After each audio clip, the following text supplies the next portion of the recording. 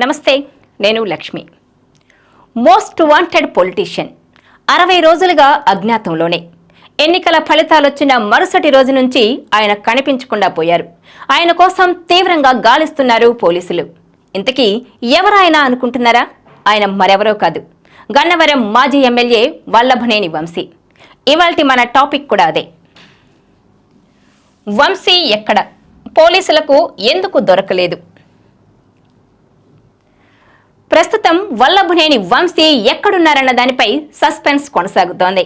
ఆయన దేశంలోనే ఉన్నారా, లేదంటే విదేశాలకు వెళ్లిపోయారా అన్న దానిపై ఉత్కంఠ మాత్రం కొనసాగుతూనే ఉంది. ఈ వీడియో మీకు నచ్చినట్లయితే please share, like and subscribe R24 Telugu. అయితే గత 4 రోజుల క్రితం హైదరాబాద్ నుంచి గన్నవరానికి బయలుదేరిన వంశీని వెంబడించిన పోలీసులు అరెస్టు చేశారని ప్రచారం జరిగింది. అయితే ఆ తర్వాత అవన్నీ వదంతులేనని, వంశీని అరెస్టు చేయలేదని మళ్లీ వార్తలొచ్చాయి. ఈ నేపథ్యంలోనే వంశీ ఎక్కడున్నారన్నది ఆచూకీ కనిపెట్టేందుకు లుకౌట్ నోటీసులు కూడా జారీ చేసినట్టు తెలుస్తోంది. ఈ నేపథ్యంలోనే వంశీ ఆచూకీ కనిపెట్టేందుకు స్పెషల్ టీమ్స్ గా ఏర్పడి ఆయన ఆచూకీ కనిపెట్టేందుకు రంగంలోకి దిగి స్పెషల్ ఆపరేషన్ చేపట్టాయి ప్రత్యేక బృందాలు. ఇటు హైదరాబాద్, విశాఖ, అటు బళ్ళారి, బెంగళూరులోనూ వంశీ కోసం ముమ్మరంగా గాలిస్తున్నారు. అణువణువు ఆయన కోసం జల్లెడ పడుతున్నారు. ఇంతకీ అసలు గన్నవరం మాజీ ఎమ్మెల్యే వల్లభనేని వంశీని ఎందుకు వెంటాడుతున్నారు అంటే, ఆయన గన్నవరం టీడీపీ కార్యాలయంపై దాడి కేసులో ఆయన 71వ నిందితుడిగా ఉన్నారు. ఈ కేసులో ఇప్పటి వరకు 18 మందిని అరెస్టు చేశారు. వారిలో కొందరు బెయిల్ పై ఉండగా మరికొందరు గన్నవరం సబ్ జైల్లోనే రిమాండ్ ఖైదీలుగా ఉన్నారు. ఈ నేపథ్యంలోనే తనను కూడా అరెస్టు చేశారన్న అంచనాతో ఆయన తప్పించుకొని తిరుగుతున్నారు. అయితే ఇటీవల ఆయన హైదరాబాద్ లో ఉన్నట్టు వార్తలొచ్చాయి. ఎందుకంటే ఆయన కుటుంబం కూడా హైదరాబాద్ లోనే నివాసం ఉంటుంది. ఈ నేపథ్యంలోనే హైదరాబాద్ లో ఉన్నారన్న అంచనాతో హైదరాబాద్ లో ఆయన నివాసంపై దాడులు చేశారు. ఈ నేపథ్యంలోనే హైదరాబాద్ లోని ఆయన నివాసంలో సోదాలు చేశారు. కానీ అప్పటికే ఆయన అండర్ గ్రౌండ్ లోకి వెళ్లిపోయినట్టు తెలుస్తోంది. అప్పటి నుంచి ఆయన ఫోన్ కూడా వాడటం లేదు. ఎందుకంటే ఫోన్ కాల్స్ ఆధారంగా తాను ఎక్కడున్నది పోలీసులు గుర్తించే అవకాశం ఉందని ఆయన కుటుంబ సభ్యులతోనూ ఫోన్లో మాట్లాడటం లేదని తెలుస్తోంది. మరోవైపు ఆయనతో పాటు ఆయన అనుచరుల కోసం కూడా హైదరాబాద్ లోనే ఒక షెల్టర్ ఏర్పాటు చేసుకున్నట్టు తెలుస్తోంది. అసలు వంశీపై కేసు ఏంటంటే, ఈ ఏడాది ఫిబ్రవరి 20న గన్నవరం టీడీపీ ఆఫీస్ పైన దాడి చేశారు కొంతమంది. కార్యాలయంలోని ఫర్నిచర్ ను పూర్తిగా ధ్వంసం చేశారు. అలాగే పార్టీ ఆఫీస్ లో ఉన్న టీడీపీ నేతలపైన దాడి చేశారు. దాదాపు 5 గంటల పాటు నానా విధ్వంసం సృష్టించారు. దీంతో పార్టీ కార్యాలయం ఆపరేటర్ ఇచ్చిన ఫిర్యాదు మేరకు కేసు నమోదు చేసిన పోలీసులు దర్యాప్తు చేపట్టారు. అయితే కూటమి ప్రభుత్వం ఏర్పడ్డాక ఈ కేసు పైన పూర్తిగా ఫోకస్ పెట్టింది. ఈ నేపథ్యంలోనే తనను అరెస్టు చేస్తారన్న అంచనాతో ఫలితాలొచ్చిన మరుసటి రోజు నుంచి ఆయన అజ్ఞాతంలోకి వెళ్లిపోయారు. ఈ నేపథ్యంలోనే ప్రస్తుతం వల్లభనేని వంశీ ఎక్కడున్నారన్న దానిపై సస్పెన్స్ కొనసాగుతోంది. అయితే హైదరాబాద్ లోనే ఉన్నారని కొందరు, మరికొందరు గోవాకి వెళ్లిపోయారని అంటున్నారు. మరికొందరైతే ఏకంగా అమెరికాకి వెళ్లిపోయారని చెప్తున్నారు.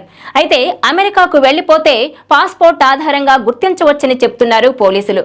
ఆయన అమెరికాకు వెళ్లే అవకాశం లేదని అంటున్నారు. ఈ నేపథ్యంలోనే ఆయనతో పాటు ఆయన అనుచరుల జాడ కూడా తెలియకుండా ఉండేందుకు హైదరాబాద్ లోనే ఓ షెల్టర్ ఏర్పాటు చేసుకున్నట్టు తెలుస్తోంది. అయితే గన్నవరం టీడీపీ ఆఫీస్ పై దాడి కేసులో వల్లభనేని వంశీ ప్రత్యక్షంగా పాల్గొనలేదు.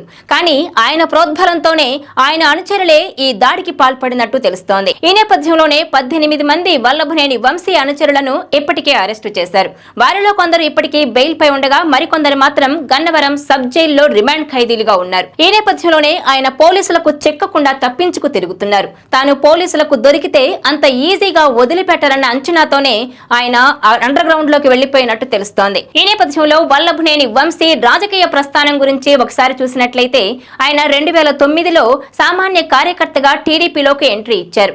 అయితే జూనియర్ ఎన్టీఆర్ తో ఉన్న సన్నిహిత సంబంధాలతో 2009లో విజయవాడ ఎంపీగా పోటీ చేశారు.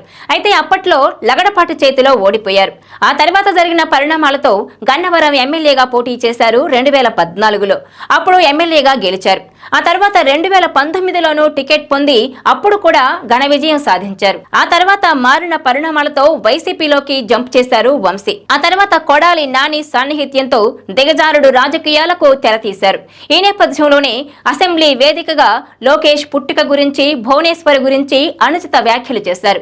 ఆ సందర్భంగా అప్పటి మాజీ సీఎం చంద్రబాబు కంటతడి కూడా పెట్టుకున్న పరిస్థితి. ఈ నేపథ్యంలోనే సీఎం చంద్రబాబు పెట్టిన ప్రతి కన్నీటి బొట్టుకు ఆయన సమాధానం చెప్పాల్సిందేనని, ఎట్టి పరిస్థితుల్లోనూ వల్లభనేని వంశీని వదిలిపెట్టేది లేదని శపథం చేస్తూ వచ్చారు లోకేష్. ఈ నేపథ్యంలోనే ఆయనకు వల్లభనేని వంశీకి చుట్టూ ఉచ్చు బిగిస్తోంది. కేసులు కూడా ఒక్కొక్కటిగా తెరపైకొస్తున్నాయి. ఇటు గన్నవరం టీడీపీ కార్యాలయంపై దాడి కేసుతో పాటు సంకల్ప సిద్ధి కేసు, ఇలా ఒక్కొక్కటిగా తెరపైకి కేసులు వస్తున్నాయి. అయితే మరోవైపు తాజాగా సంచలన వ్యాఖ్యలు చేశారు మంత్రి కొల్లు రవీంద్ర. వల్లభనేని వంశీని పేర్ని నానినే దాచిపెడుతున్నారంటూ కామెంట్ చేశారు. అయితే లోకేష్ రెడ్ బుక్ చూసి వైసీపీ నేతలు గజగజ వణుకుతున్నారని ఎద్దేవా చేశారు. మరోవైపు 2024 ఎన్నికల్లో గన్నవరం నుంచి పోటీ చేసేందుకు తీవ్రంగా ప్రయత్నించిన సొంత పార్టీ నేతల నుంచే తీవ్ర వ్యతిరేకత వ్యక్తమైంది. కానీ ఎట్టకేలకు గన్నవరం టికెట్ పొందిన వంశీ యార్లగడ్డ చేతిలో ఘోరంగా ఓడిపోయారు. ఈ నేపథ్యంలోనే కూటమి ప్రభుత్వం ఏర్పడడంతో తన అరెస్టు ఖాయమంటూ అంచనాకొచ్చిన వల్లభనేని వంశీ తాను దాదాపు 60 రోజులుగా అజ్ఞాతంలోకి వెళ్లిపోయారు. జూన్ 4న ఎన్నికల ఫలితాలు విడుదలైన మరుసటి రోజు నుంచే ఆయన అండర్ గ్రౌండ్ లోకి వెళ్లిపోయారు. దీంతో వంశీ ఆచూకీని కనిపెట్టేందుకు అటు కుటుంబ సభ్యులు, ఆయన బంధువులు, ఆయన అనుచరులు, అటు ఫ్రెండ్స్ ఫోన్స్ పైన నిఘా పెట్టారు. ఎలాగైనా వంశీని వెతికి పట్టుకునేందుకు వెంటాడుతున్నారు ఏపీ పోలీసులు. అడుగడుగునా జల్లెడ పడుతున్నారు. ఈ నేపథ్యంలోనే వంశీ పొలిటికల్ కెరీర్ ప్రమాదంలో పడినట్టేనని అంచనా వేస్తున్నారు పరిశీలకులు. ఇక ఎప్పుడు బయటకు రాని తన తల్లిని కించపరిచేలా అసెంబ్లీ వేదికగా వ్యాఖ్యలు చేయడం, తన పుట్టుక గురించి అనుచిత వ్యాఖ్యలు చేసి తన తండ్రి కన్నీటికి కారణమైన వంశీని వదిలిపెట్టే లేదని శపథం చేశారు లోకేష్. ఈ నేపథ్యంలోనే ఆయన్ను పట్టుకునేందుకు ప్రత్యేకంగా ఫోకస్ పెట్టింది ఏపీలోని కూటమి ప్రభుత్వం.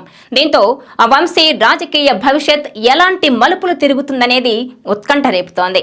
ఈ వీడియో మీకు నచ్చినట్లయితే please share, like and subscribe R24 Telugu.